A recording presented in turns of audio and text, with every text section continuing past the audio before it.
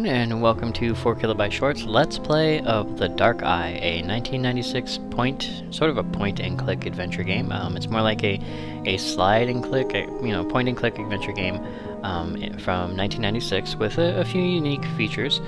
One of which is that it is based on the stories of Edgar Allan Poe, his stories and poems, and the other of which is that it is done entirely in claymation.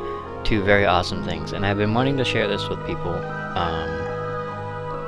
for a Let's Play for a very long time, and I haven't been able to get it to record properly, and I finally figured out how to do it, and so now I'm going to share it with you. So without further ado, let's go ahead and begin. And so in order to do that, we just have to make ourselves a name.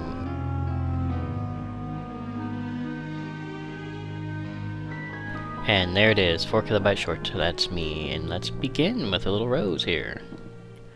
Now this is sort of a hub. As we go through each part of the game, these will fill up, and as they fill up it allows you to continue or replay those sections, so it's like an autosave feature, which is awesome. But in order to start, we just go here to the eye. And that's us. That's me, you, the player. There we are, with no eyes. For the wild narrative which I'm about to tell, I neither expect nor ask for belief.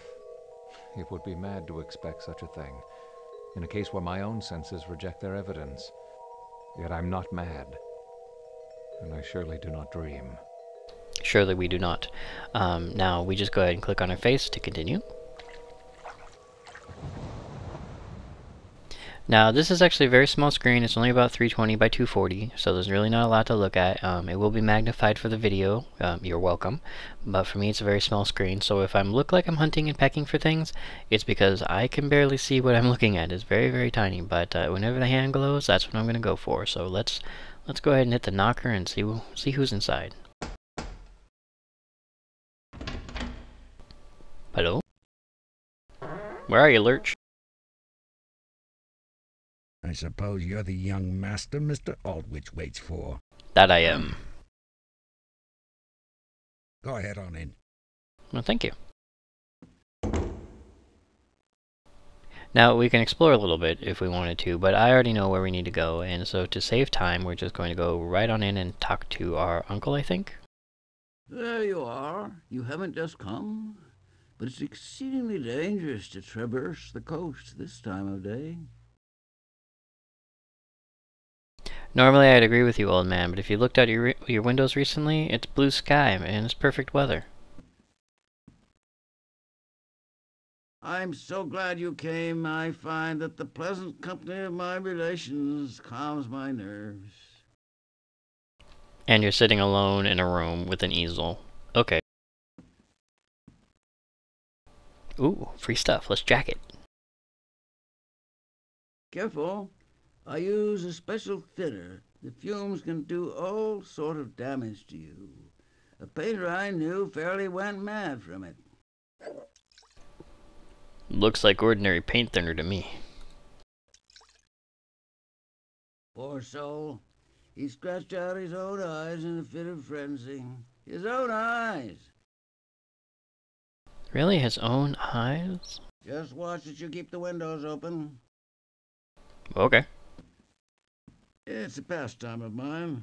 By keeping my mind occupied, I attempt to dispel some of the constitutional agitation which afflicts me. Yeah, I like to get rid of my constitutional agitation by staring at young women, too. Totally normal. Nothing weird about that at all. I have a surprise. Your brother Henry is here. He's upstairs visiting with Elise even now. Even now. So ominous. You know, my brother Henry visiting with Elise. A strange love triangle is afoot. But mind you, this is Edgar Allan Poe we're talking about. It's gonna get weird. What a delightful time that was. Cousin, you've come. Oh, we're so happy. Oh, dear brother, delighted to see you. Please, join us. So, we have my brother and our cousin. Bad. You are bad people. Henry has just been relating his adventures to me. He's been everywhere. I know one place he hasn't been. But my travels are over. I'm ready to settle down. You're going to ask me to marry you, dear brother? Because that would be almost as creepy. How did you find Uncle Edwin? Well, I walked in the door, I took a couple steps, and I was... worried about him. He is consumed by his paintings. Are you unwell? You look a little peaked. This coming from the chick with the same complexion as a zombie. Alright, now this is sort of an in-between world, I guess you could call it. I assume that I have fainted, is what has gone on here. Now, what you have to do in this area, it's sort of like a hub. What you have to do is you have to find the story that you're looking for. Usually within an object in a room or around the house somewhere. I don't think you can access all of them at once. I think they go in a specific order. And because of that, I know of a couple at the beginning that need to be done. One of which is a poem, one of Edgar Allan Poe's poems. I enjoy it, and I want you to experience the game, so I'm actually going to let it record the entire poem. And I won't interrupt during that time, but it is in here, where this giant hole in the wall exists, because, you know, normally when you have a house, you're going to have a giant hole in the wall, right? And you're not going to fix it. At least I wouldn't. I mean, what a nice view, right? Who needs a picture window when you have a giant hole in your wall? Well, let's go ahead and start this, and I will let it record and let you listen to it. It was many and many a year ago in a kingdom by the sea, that a maiden there lived, whom you may know by the name of Annabel Lee. And this maiden, she lived with no other thought than to love and be loved by me. I was a child and she was a child in this kingdom by the sea, but we loved with a love that was more than love, I and my Annabel Lee, with a love that the winged seraphs of heaven coveted her and me. And this was the reason that long ago in the kingdom by the sea, a wind blew out of a cloud, chilling my beautiful Annabel Lee, so that her high-born kinsman came and bore her away from me, to shut her up in a sepulchre in this kingdom by the sea. The angels, not half so happy in heaven, went envying her and me. Yes, that was the reason, as all men know in this kingdom by the sea, that the wind came out of the cloud by night, chilling and killing my Annabel Lee. But our love, it was stronger by far than the love of those who were older than we, of many far wiser than we. And neither the angels in heaven above, nor the demons down under the sea, could ever dissever my soul from the soul of the beautiful Annabel Lee. For the moon never beams without bringing me dreams of the beautiful Annabel Lee. And the stars never rise but I feel the bright eyes of the beautiful Annabel Lee. And so all the night tide I lie down by the side of my darling, my life and my bride, in the sepulchre there by the sea, in her tomb by the sounding sea. And there you are, Annabel Lee by Edgar Allan Poe. That's one of, I believe, at least two, if not more. I think it's just two. It might be two or three poems. That's not my favorite one in this particular set, but it is one that we will be... Or it is one of the just poems rather than a story that you play, which is entertaining enough as it is.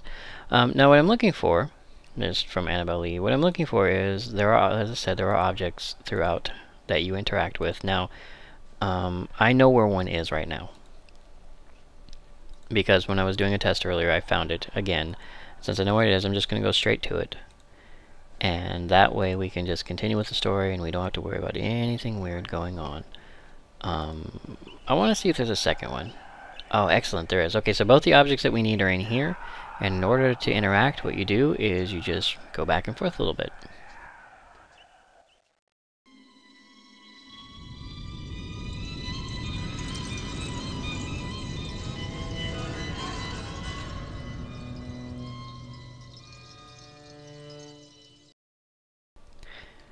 And now here we are. This is who we are now. This, just so you know, is Berenice from one of Edgar Allan Poe's stories. I'm not sure if that's the actual name of the character in the story or if they changed it for the game.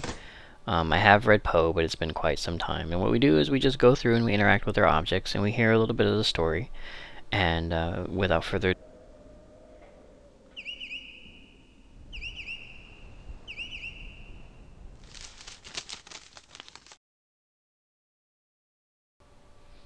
I believe that says, my dearest, his name is Aegis or something. He's a guy downstairs. He's the other guy in the story. I am writing this note because I have not the courage to speak to you directly. I harbor such deep emotions concerning yourself, and I find I can no longer hold them, and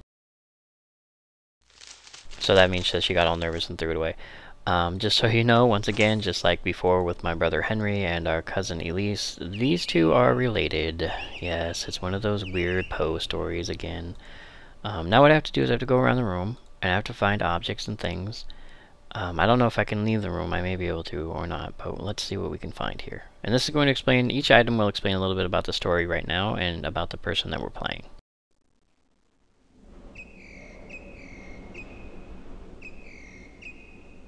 When you feel dizzy, you must take a swallow of this. It will help mitigate the seizure. Also, I must counsel bed rest. Try to stay in as much as possible.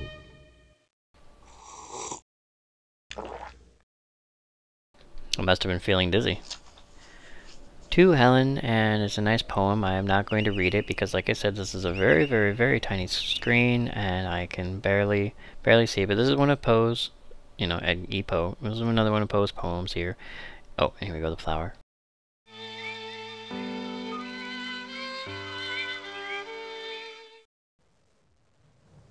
And that may repeat. Let's go ahead and try it again, see.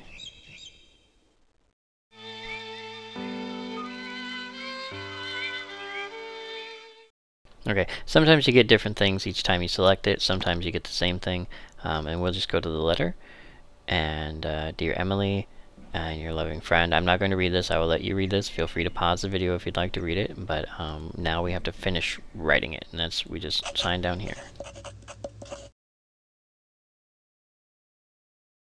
Now doing things like that tends to move the story along. You just kind of have to be careful whether or not you've explored or whether or not you found the object you need in order to move the story along, because usually you're stuck within a room or a couple of rooms and you can easily overlook something or get lost. That may happen a few times. If it does, I'll try not to waste time hunting. But let's see what we can do. Hello, yes? Good morning, miss. I thought I'd look in to see if you're feeling something better. Yes. Yes, thank you, Catherine. Yes, miss. Okay, well apparently I just got looked in on. That's entertaining enough. Let's get up again. Can I go out? Oh, I can go. Okay, I can go out of my room. Awesome. So that's something I can do if I want to. There was some cross stitch here. Oh, I can finish the cross stitch. This is cool. So I did some cross stitch. I don't know if I can do any more. Nope, no more.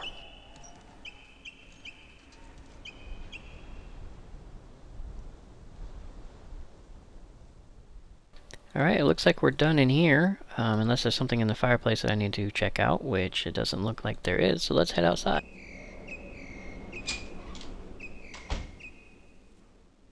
Alright, I believe I can go up there, but I don't believe there's a reason I need to, because the office I'm looking for is down here.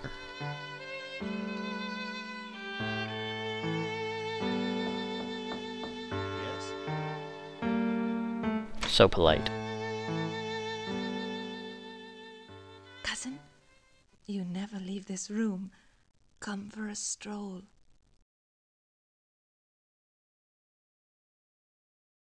Okay, I believe at this point it's going to give me the option to change perspective. What that means is you actually play through each of these stories from both halves of the story, which is very entertaining to watch because you can see what's happening in both rooms. I'm not going to change perspective because it gets very confusing and you can easily get lost and kind of break the game. So it's going to give me that option here, I think, and will not take it, but it's kind of creepy. He seems miles from here. Are you all right? I'm sorry? Yeah, you can look at them and then like select their eyes and it'll switch to their side of the story, but I'm not going to do that. I'll let it time out. Berenice, will you marry me? You've made me the happiest man in the world. Aegeus. Oh, Aegeus. Of course I will. I...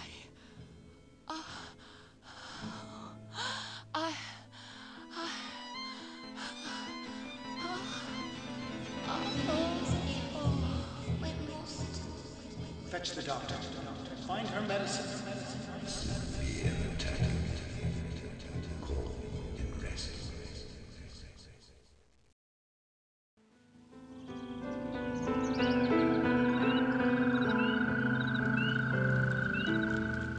So that is to show that days upon days have passed, and it is now, I guess it's autumn now, so we can look around the room again because things have changed. Maybe I'll be able to interact with the same things, maybe not, so let's take... He's made me very happy. Alright, once again, go ahead and pause the video to read the letter if you feel like. It explains the story a little bit. I know what's going on, but you may want to read this to figure it out, and once again I have to sign it.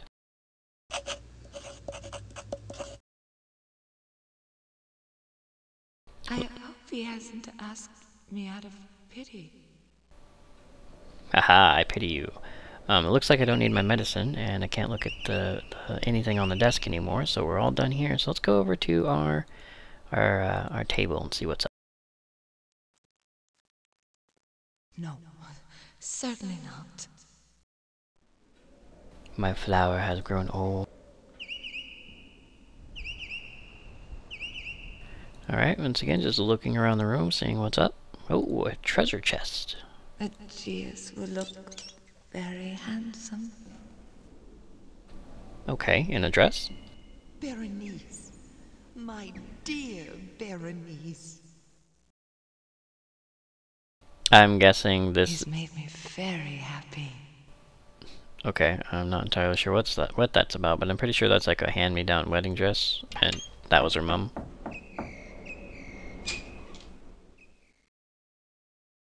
Miss Berenice, you're soon to be married. Oh my, oh my. You are one creepy housemaid, you know that? Alright, let's take a look around. I wonder if I can finish this going on. Nope, can't finish it, so... I think we go downstairs again. I think I'm pretty much done here. A door? Hello, door?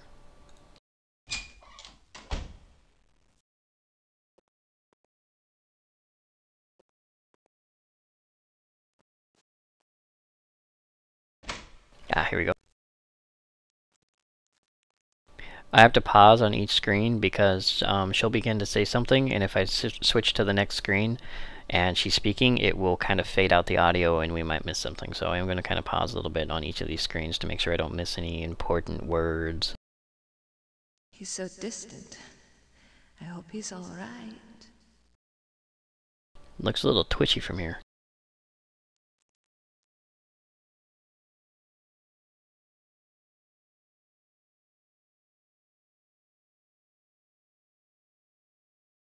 Aegeus? Huh? I'm sorry to distract you. I wanted to tell you, Cook's chosen duck for the wedding feast. Alright, once it's going to give me the option to take control of him for the next portion, but I'm not going to do that. We are going to wait.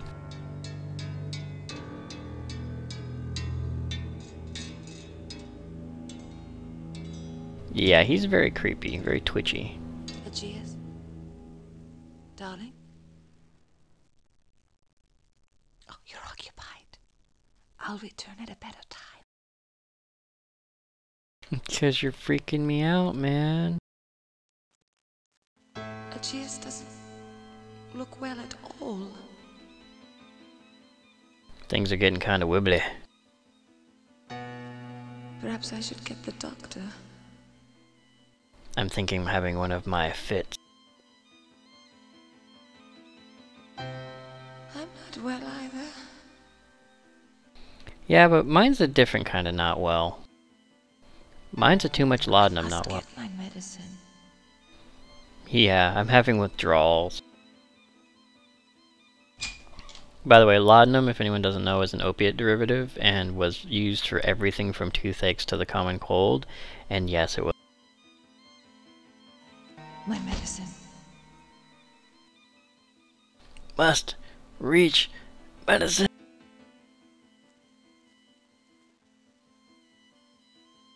My medicine.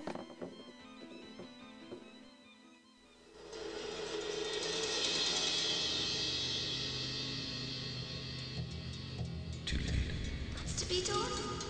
Inevitable. Oh my. Oh my.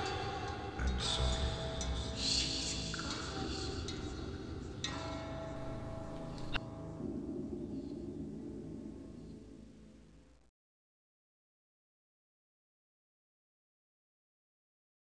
Now this is where the Poe kicks in. This is where it starts to get creepy. No. No. No. No. What have they done? Help. Help. Let me out. Can anyone else guess what happened? Please. I'm alive. Alive.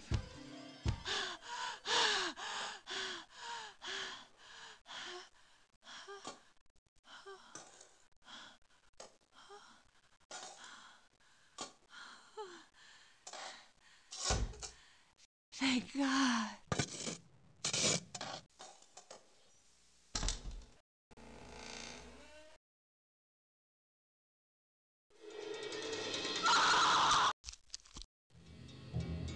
Not alive anymore.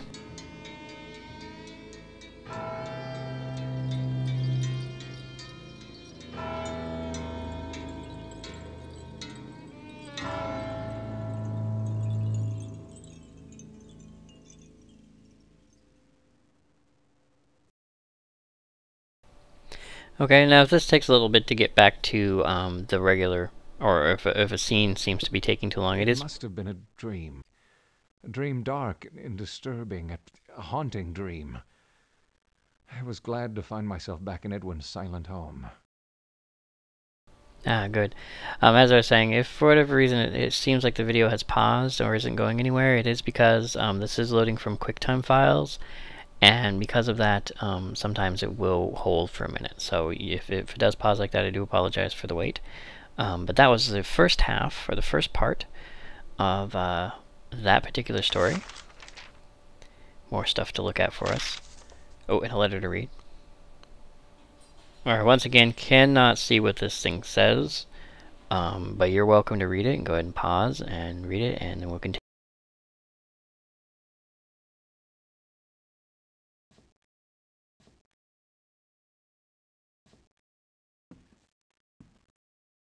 Creepy painting there. Alright, well that has, well, I'll go ahead and pause right here. I'm actually going to go ahead and pause right here because that has, that was the first half of the story, and this has been kind of a long video, and I don't have my timer anymore, so I don't know how long this was. So I would like to thank you for joining me for this portion of The Dark Eye, and I will see you